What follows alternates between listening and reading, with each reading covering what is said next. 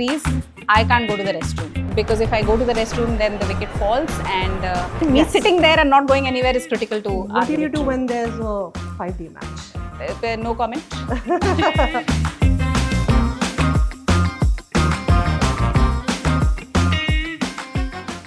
How's that? The game never ends. That was a fabulous catch, Shubha. Hi, how are you? Nice to meet you, Doorva. I'm very well, thank you. Look, we are not going to get into warming up. We're not doing any of that. We're going to jump right in. right now. We're going to jump right into rapid fire questions. Okay, bring it on. My first question to you is, what is your favorite cricket memory?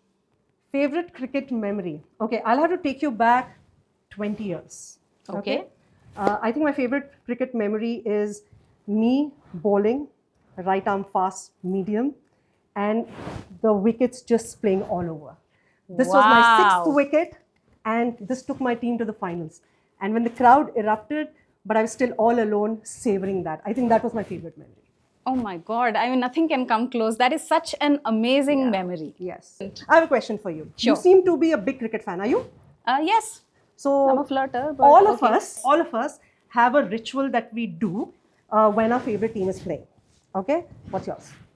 And this is scientifically proven. I don't want to hear anything else. There is metadata, there is statistics, years of it. But when my favorite team is on the crease, I can't go to the restroom. I absolutely cannot go to the restroom because if I go to the restroom, then the wicket falls, and therefore, You are very critical to India's victory, basically. 100%. Me sitting there and not going anywhere is critical to our What do you do victory. when there's a 5-day match?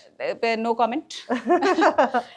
My next question is about the World Cup, right? I would like to know what your favorite World Cup moment is. I mean, everyone would say Dhoni, and yes, it is one of my favorite moments. But a recent new one has been added, and this was last year, 2025 Women's World Cup. Absolutely. Harmanpreet runs across the covers, and she takes that catch. And we all erupted. 185 million people watching that erupted. Some of us cried as well. Yes. So I think that's my favorite World Cup. No, absolutely. I think it is for all of us, and what a moment of joy. What a moment of pride. I know. Yeah. So I have a question for you. Yes. And this is probably the last one because we should get to work as well. Yes. And we'll segue into that with this question of mine. Yes. You said you sit down and watch all the matches, right? You never get up. Yes, especially if my favorite team is... You confirm that. Correct. Okay. Correct. So while you're doing that, which means Yes. across all these years, you've not missed a single ad that came as well. Yeah, more or less, yes. Yes. So which one is your favorite? Oh, wow.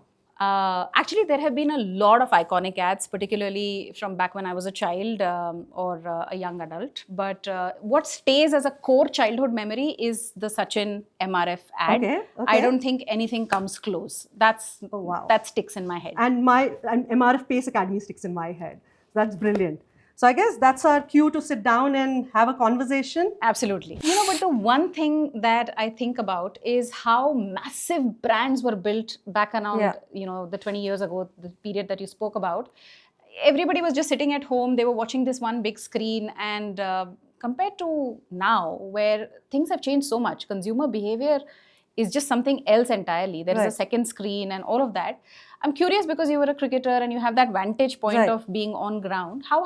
How are you seeing things? How have you seen things evolve?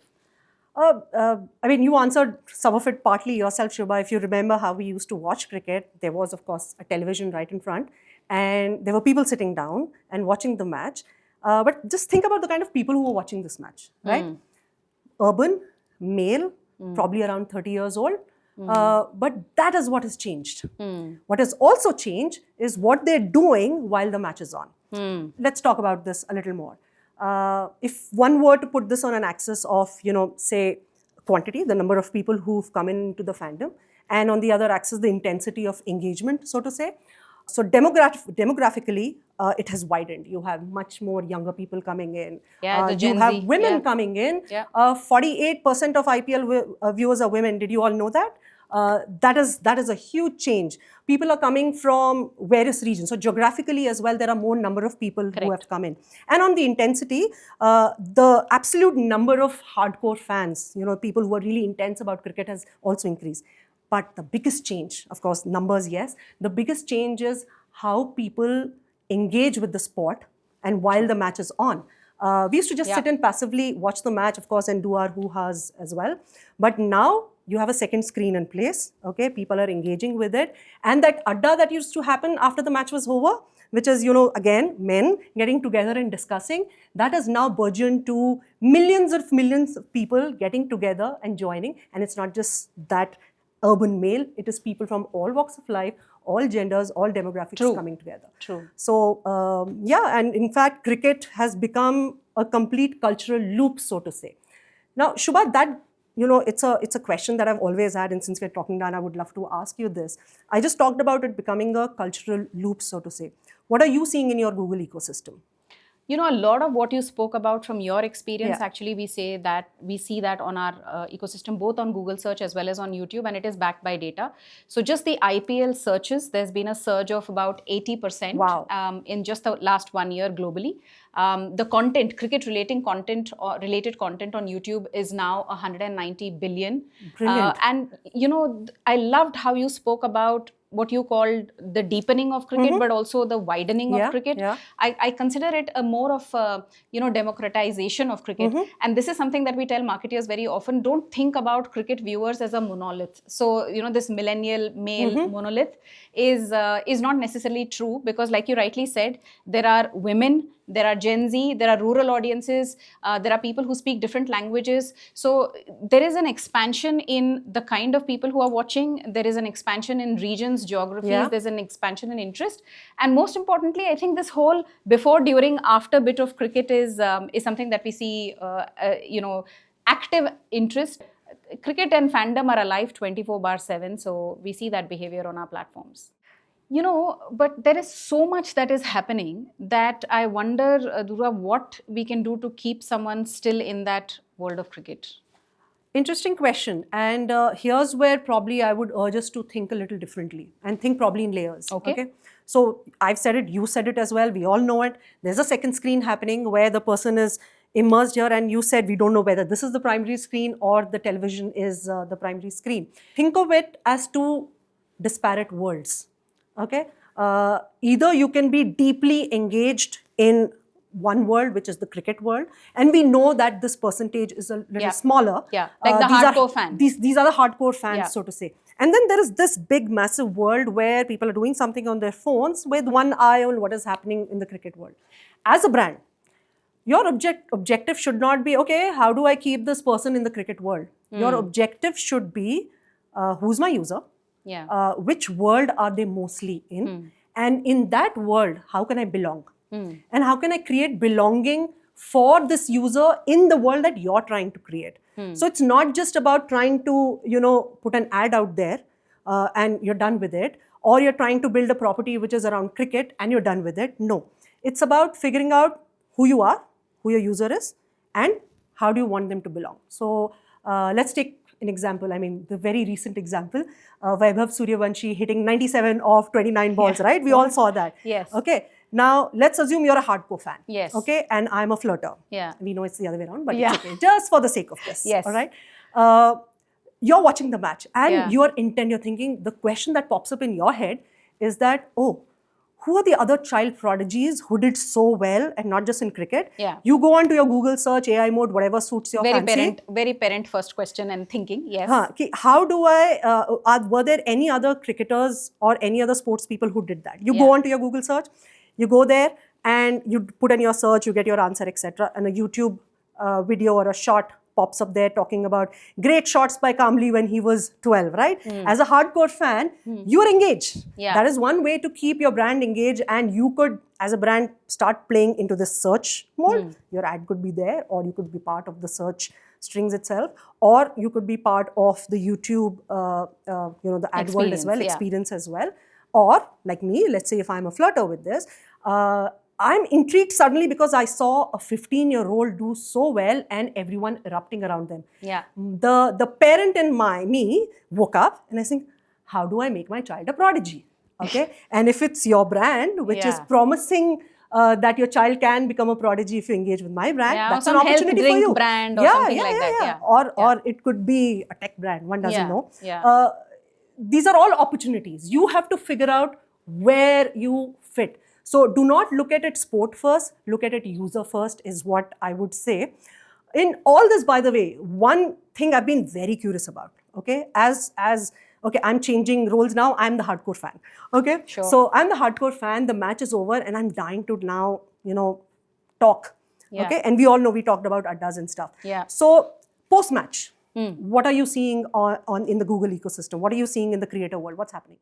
So I loved how you built this up, because this is exactly how we talk to our, advertisers and brands and marketeers. We tell them that firstly, fandom is 24/7. So don't just think of the 3-hour broadcast window. Think about what you're doing before that, of course, during that, and what are you doing after that? And I think brands are getting there. The other thing that I really liked is these universe of fans that you spoke about, because when you think about fandom, we also think about it in terms of these concentric circles. So you have the hardcore fan right at the middle, then you have, maybe a casual fan, you have the flirter, therefore test match question, no comment. So therefore, it is important to ask yourself who you are trying to reach out to, with what objective, and where you are best likely to meet them in that journey. And if you ask me, a lot of the post, especially for a hardcore fan, once the match is over, I am dying to relive those high moments. points. After the World Cup women's success that you spoke about, there was such absolute unleashing of interest about what these women did in, where are they from, what were their cricketing rituals, that we saw L'Oreal, capitalize on this beautifully with Breakfast with Champions, because this was a moment where all the interviews with women cricketers was, attracting a lot of People interest. Are curious. Yeah, and it was very in the moment. It was very topical. It's a story. It's a story of pride, resilience. You spoke about how people cried. It moved people, right? And that's a great way to think about how to bring in your brand after the live action is over, to still keep that conversation going. I mean, so if you ask me, the short answer is the road really leads to creators. Yeah, you're so right. And that's how they're locked into the creator ecosystem completely now.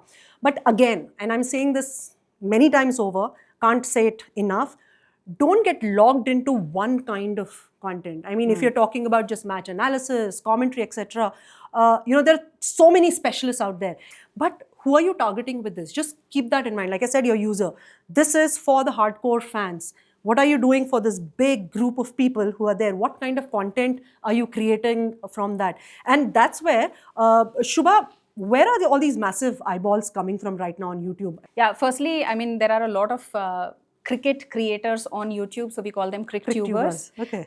But you bring up a very interesting point, right? Rather than talking about formats that are drawing in eyeballs, I think I would talk about the vibe match, right? So if you want to discuss cricket but make it Shairana, there's Akash Chopra, right. and that's he's an ex-cricketer himself, but the way he does his content, and it's in Hindi, and it's very different.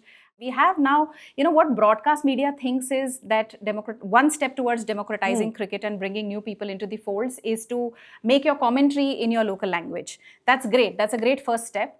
But there is a cultural match which creators are able to bring, and that vibe check, for example, in the UP Bihar belt, is there's a channel called Gadar TV. Okay. They talk about cricket, but they bring in a lot of kahawats, and it's as local as it sort of gets. Let's say you want something slightly more sit down, a slightly more polished sort of a vibe, but and you're a cricket flirter, casual fan, sort of that's your persona. Then Gaurav Kapoor's Breakfast with Champions will resonate really well with you. You want, of course, we spoke about this, the RCB CSK, the that banter. Would be interesting. Yeah, so there is a creator for that, and therefore, whether it is language, whether it is a certain generational touch that you spin that you want to put on it. In fact, platforms like YouTube and creators are actually recruiting the new generation, are recruiting new audiences and bringing them into the fold of this fandom. And it's so community driven, and it is so creative. It's just limited to the ingenuity. And I think that is something that is phenomenal. No, Brad, while you were speaking, I had so many ideas going on in my head. Imagine there's RCB versus CSK in your living room, and it's husband and wife. Yes. And them fighting through this and creating a micro drama out of it. Yeah. I mean, that would be... exactly. The sky is the limit. I mean, for me, I watch other sports as well, like, for instance, golf, or, F1, or football, for instance. And I see that the content that has become massive, and you have millions and millions of followers for these folks, they are more about the culture of sport rather than the sport itself. True. And like you said, the cricket adjacent content, exactly, which draws in users and viewers. It's actually very, very engaging. And that engagement and that sense of community is something that brands can actually ride on. Yeah, absolutely. Like I said, there is the opportunity is much, much bigger than what we think it is right now. Maybe we could show our viewers a little bit of this by brainstorming some. What do you say? Yeah, I have an idea. Okay, I'm going to put you on the spot. Yeah, let's workshop it. I'm game. Okay. Yeah. So let's think of one. So imagine a creator out of Kannur. Okay. And this is a Crictuber, as you call them. Yes. Okay. But here's a spin. Okay. This person is doing match commentary. Okay. And doing post-match analysis as if he was a detective. Okay? Okay. All right? So what this person is doing, for instance, why did Shreyas Iyer throw his cap down? Okay?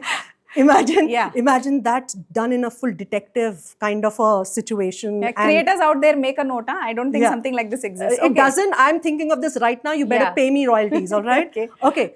So it seems very out of whack, right? Yeah. But this person is drawing in eyeballs and more eyeballs. I can imagine. This is the type of stuff that will draw in the community. So, if you're a brand, would you partner with someone like this? What would you do with them? Absolutely. I mean, this is gold, right? This is internet gold. And if you ask me what type of a brand, and because you specifically mentioned, I did not miss that, you specifically mentioned Kannur. Right. You know, we keep talking to our brands about how when you want to send a message across to your regional audiences, speaking a different language, you don't just do that by dubbing. You have to get the cultural feel right. Correct. What you are talking about, the reason it's brilliant is because this is the cultural vibe, right? This is what you want to write. So if I were a large national brand, I'm actually going to be category and vertical agnostic at this point in time. I feel like this is a great way to build connect with, cultural connect. This is the Drishyam-like feel. Yeah, this is a total cultural connect that I can build, and whatever it is, using this riff, if it matches my brand tonality, why not? I mean, it could be from foods to, it could be skincare, it could be fashion. I would totally want to get in on this. Could be apparel as well. I mean, absolutely. Where are you going to get that hat from? Absolutely. Right. So I mean, you put me on this hot seat, so time to return the favor. You're going to return the favor. Yes, okay. Let's play it the other way around. Let's say that we're talking about a skincare brand. Okay. And this skincare brand, women's skincare. I mean, yes. So this is a skincare brand that has this USP of skin defense. Okay. So defense against pollution, defense against skin, the sun and all of that. And you have to pick somebody to sort of endorse this brand. Or content around it? Yeah, build content around it. Build some story around it. Build some content pieces around it. Who comes to mind? And who comes to mind? Since I'm a brand marketer, and I totally admire how, this person has owned this brand and this word. Okay. Dependability and wall. Yes. Who is it? Rahul Dravid. Who else? Has to be Rahul Dravid. Yes. So get Rahul Dravid on, create content with him, just as he swatted all those balls away, defended and was India's wall, so to say. Yeah. This product or this brand is your defense against and your wall against all that the environment is throwing at you. And of course, your age is throwing at you. So yeah. Yeah, that's interesting. That's brilliant. Yes. So Shubha, since we were talking about skincare, I have to make this point. Right. And I need time to make this point. Okay. Go for it. Women, my favorite topic, and women in sports. Earlier, we were talking about how 48% of IPL viewers are women. Correct. Interestingly, 60% of WPL viewers are male. So men are watching women's cricket and women are watching men's cricket. That's also the hardcore cricket fan Absolutely. behavior. And you shouldn't be thinking, even now, I do think brands are still thinking in that default mode of male viewer. The women demographic is massive for cricket. So brands who can figure out how to make these women feel included in the culture of cricket, I think have a huge opportunity there, because there are not too many content creators, not too many female content creators, and not too many content creators just for women when it comes to cricket. So that's a great opportunity waiting there, because the interesting bit is, and you would have seen that yourself as well, that when the World Cup was on and we were doing so well, there was so much curiosity about these women who were playing, right? Yeah. We didn't even know their names. I mean, I did, but a lot of people did not even know the names of these cricketers. So can you see the opportunity there is for the kind of stories you can tell, the kind of engagement you can build? So this is my shout out to brands. Think about this right now. Think about the opportunity that is waiting for you so that you can create that belonging and culture for women and female viewers right now. But I mean, I probably might have missed all this. What do you think about this? Are you seeing a rise in creators for women? We do have some phenomenal and Crictubers, female women Crictubers on the platform. So there is Snehal Pradhan, whose content, and of course she had to join the ICC, and but before that she used to do this content in Hindi, and there are male comment, in the comments you'll see a lot of men say how she simplifies everything. So all the technical little details, she's simplified them. It's in Hindi. So if anyone who's looking to improve their game, they used to be viewers of her channel. Of course, there is Nis Woman who's creating, adjacent cricket. Right. There are a lot of women in the space, I feel. So there is Sayami Kher, there is, even the Crictubers channel that is there on YouTube has a fair bit of representation and very technical women who are very technical about cricket. I think for the ecosystem as well as for brands, there is a lot more that can be done in this space. Great point made. Brands, I hope you've heard. But Shubha, one question to you. Yes. And because this is probably the last question. Yeah. The question is, we've talked about, doing post-match, content that you could create, do something during the match, do something before. What can you do beyond this creator space? Is there something beyond content creation that brands can do as well? 84% of consumers in India are using Google and YouTube every day already. So if you ask me beyond creators, what is the opportunity for brands? It's just limited to your imagination. There's a technology today.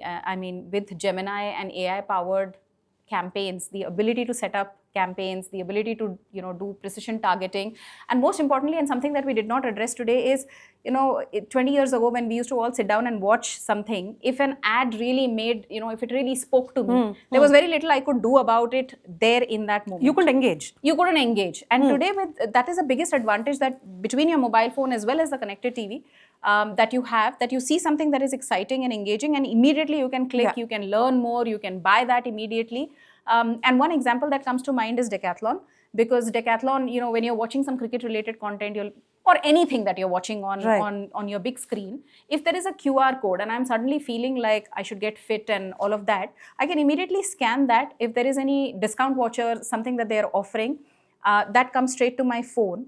And I have a choice now to either walk into their store and do something, or I have a choice to shop online. So I think that is a big opportunity for brands, and there's a lot that can be done between both Google search as well as YouTube beyond creators. No, absolutely makes sense. As I think the big learning of this entire conversation that we had today was that the opportunities are immense for brands. Yes. They're right now playing in a very narrow sliver of what they have been playing in all these years.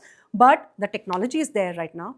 Okay, the demographics are there. The new demographics are there. Women, once again, people sitting in geographies that you never thought about earlier. They're there. Correct. Different platforms are there, and different devices are there for you to play with. So the question for brands is, what you pick, you have a plethora of choice. Where do you build your belonging? And that's what I would want to leave everyone with. But a more important question, Shubha. Yes. Very important. Okay. Have I converted you into a hardcore cricket fan? But the jury is still out on that.